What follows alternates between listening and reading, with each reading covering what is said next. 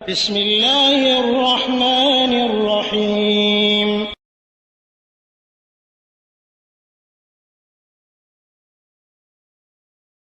আসসালামু আলাইকুম রহমতুল্লাহি ওয়াবারাকাতুহ।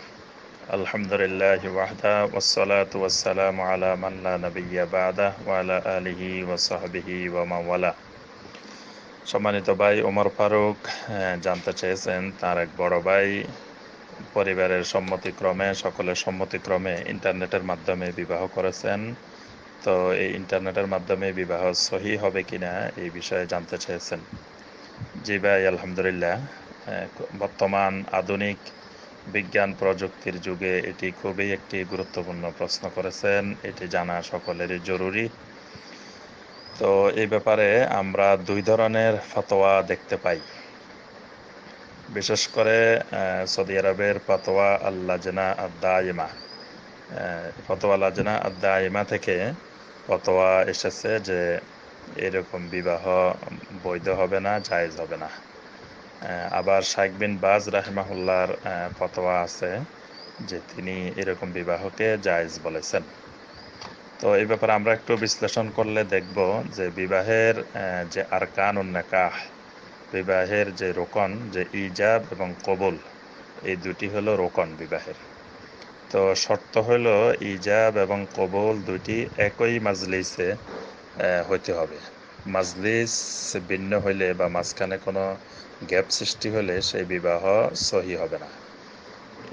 এরই ভিত্তিতে আহলুল এলেমেরা মূলত একতলাপটা করেছেন যে যারা বলেছেন যে এটা জায়েজ, তারা বলেছেন আধুনিক যে প্রযুক্তি, টেলিফোন, ইন্টারনেট, এগুলোর মাধ্যমে মূলত এক মাজলিসেই বিবাহটা সম্পন্ন হচ্ছে এবং একজন আরেকজনকে সরাসরি দেখতেও পাচ্ছে।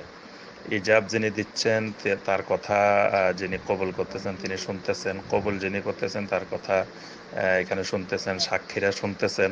এই সব কিছুই মূলত এক মাজলিসে হচ্ছেন, এই জন্য এটা জায়েজ। আর যারা বলেছেন, নিষেধ করেছেন যে এই জাতীয় বিবাহ ঠিক না, তারা মূলত এটাকে ধোঁকা, প্রতারণা এগুলো থেকে বাঁচার জন্য এই বিষয়ে ফতোয়া দিয়েছেন সতর্কতা স্বরূপ, যে এতে হয়তো দেখা যাবে কোনো ধোঁকা থাকতে পারে, প্রতারণা থাকতে পারে, এই জন্য তারা নিষেধ করেছেন। আর এই জাতীয় বিবাহে সাক্ষীও সম্ভব, কারণ যেখানে মাজলিসে বিয়ে হচ্ছে সরাসরি সাক্ষী দুই পক্ষেরই সাক্ষী থাকতেছে। তো এই বিষয়ে সর্বশেষ মাসআলা হলো যে এটি জায়েজ হবে ইন্টারনেটের মাধ্যমে, যদি সেটা ইজা উমিনাত তালাউ, যদি সেখানে কোনো ধরনের খেলতামাশা বা প্রতারণা এই জাতীয় থেকে মুক্ত হয়, নিরাপদ হয়, তাহলে ইন্টারনেটের মাধ্যমে বিবাহ জায়েজ হবে। সেখানে স্বামী থাকবে, ওয়ালি, স্বামী এবং ওয়ালি থাকবে, সাক্ষীরা ইজাব কবুল শুনবেন, তাহলে এই বিবাহ কোনো অসুবিধা নেই। আর লাজনা দায়মা থেকে যেটি নিষেধ করা হয়েছে সেটি সতর্কতা স্বরূপ নিষেধ করা হয়েছে। তো এবং এর বাইরে পৃথিবীর অনেক বিশ্ববরণ্য আলেম, বড় বড় ইসলামিক স্কলার এরকম বিবাহকে বৈধ বলেছেন। সুতরাং আপনি যে ভাইয়ের ব্যাপারে বলেছেন, ভাইয়ের বিবাহ আশা করি সহি হয়েছে। ওয়াবিল্লাহি তৌফিক। ওয়া সাল্লাল্লাহু আলা নাবিয়িনা মুহাম্মদ ওয়া আলিহি ওয়া সাহবিহি ওয়া সাল্লাম। আসসালামু আলাইকুম ওয়া রাহমাতুল্লাহি ওয়া বারাকাতুহু।